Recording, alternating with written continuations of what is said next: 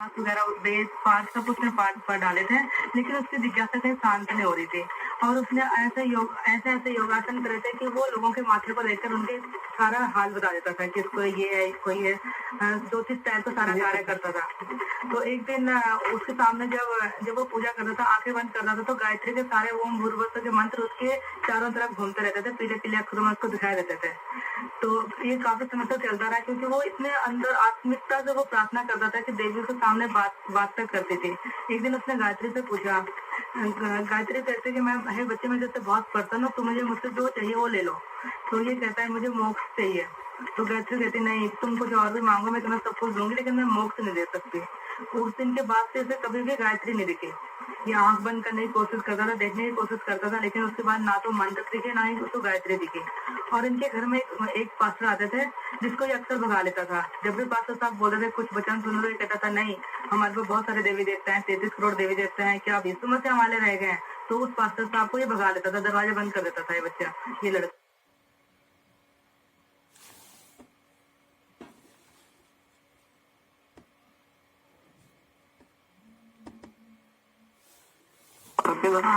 वो आगे से कर दिया। हाँ, एक पास्टर साहब आते थे, जिससे अक्सर ये लड़का घर से बाहर दे देता था, दरवाजा बंद कर लेता था। जब ये इस तरह काफी टाइम बीतता गया, इस बीच में इसने काफी उपनिषद, गीता, वेद, पाठ सब काफी कुछ पढ़ डाला था, लेकिन इसकी जिज्ञासा शांत नहीं हो रही थी। इसको हमेशा लगता था ये, जबकि ये परमेश्वर से, ये देवी देवता से ज्यादा बात भी करता था, लेकिन तब भी इसकी मानसिक स्थिति ठीक नहीं थी। ये अजीब गरीब बिहेव करता था। और इसके माता पिता यहाँ पूजा पाठ में खूब रहते थे कि हमारा बेटा ऐसा कर रहा, वैसा कर रहा, लेकिन ये ना तो ये पढ़ पा रहा था ठीक, अपनी किताबी परीक्षा ही दे नहीं पा रहा था ठीक से। और इधर ये जिज्ञासा के चलते चलते अजीब से दौर में फंसता जा रहा था। तो इसने एक दिन एक पास्टर थे जिसको अक्सर भगा लेते थे। तो एक दिन इसने इतना ये अपना मूलाधार चक्र को विकसित करता, लोगों के माथे देके अपने उनका वरदान सुना लेता था, परंतु उसके बावजूद भी इसकी जिज्ञासा शांत नहीं हुई। तो इसने काफी किताबें पढ़ी, तो एक दिन कालिदास की किताब के हाथ में लग गई। उसमें लिखा हुआ था कि कालिदास से देवी बहुत खुश होती है, और जब वो बोलती तुम मुझसे वर मांगो, तुम जो चाहो मुझसे वर मांग सकते हो, लेकिन वो बोलता है कि मुझे मोक्ष चाहिए। तो देवी काली कहती है कि मैं तुम्हें मोक्ष नहीं दे सकती, मोक्ष के बदले में तुम कुछ भी मांग सकते हो, मैं तुम्हें दे दूंगी।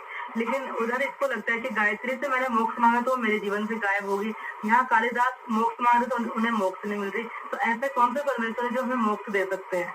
तो इसकी जिज्ञासा और बढ़ती गई। इधर ये पास्टर जो इससे मिलने आते थे, तो उससे इसका मतलब वो इसको समाचार सुनाते थे, लेकिन ये समाचार के ऊपर ध्यान नहीं देता था। तो ये इसकी स्थिति अजीबोगरीब होने लगी थी। और इधर ये पूजा पाठ में फिर और अधिक धार्मिकता की तरफ बढ़ता गया।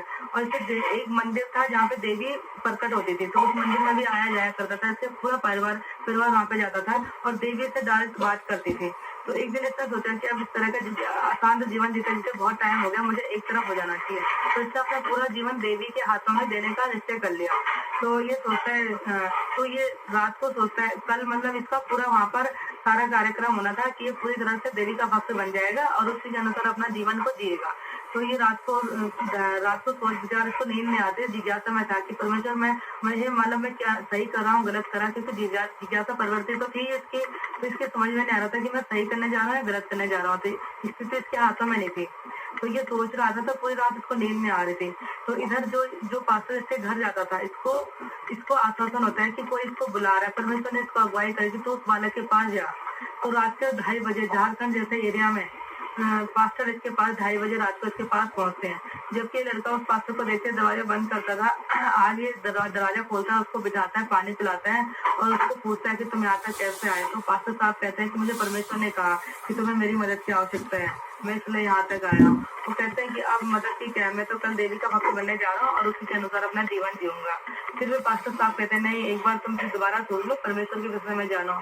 तो वो कहता है नहीं, अब तो मैंने देवी को ही अपना जीवन दे दिया, अब परमेश्वर क्या करेंगे मेरे। तो इन्होंने कहा कि ठीक है, तूने कल अपना जीवन सारा देवी को दे देना है ना, तो देवी से एक बात पूछना। भाई होते तो सीधा बातचीत करती है, तो तुम्हें पूछना कि यीशु कौन है। तो ये कहता ठीक है मैं पूछ लूंगा। सुबह जब जाता है सारा कार्यक्रम होता है उसी अनुसार से सारे परिवार के लोग एक साथ मंदिर में जाते हैं और इसे पूरी रीति से कि ये देवी का वक्त बनने जा रहा है उसी के अनुसार जीवन जिएगा।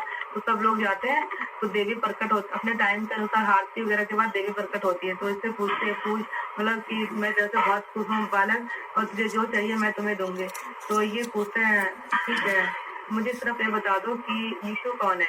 तो देवी कहती नहीं कुछ और मुझसे पूछो मैं यीशु के विषय में कुछ नहीं कहूंगी। लेकिन ये पुनः करता मैं तुम्हें अपना जीवन देने जा रहा हूँ क्या मेरा ये जानने का अधिकार भी नहीं है कि यीशु कौन है मुझे सिर्फ ये जवाब चाहिए।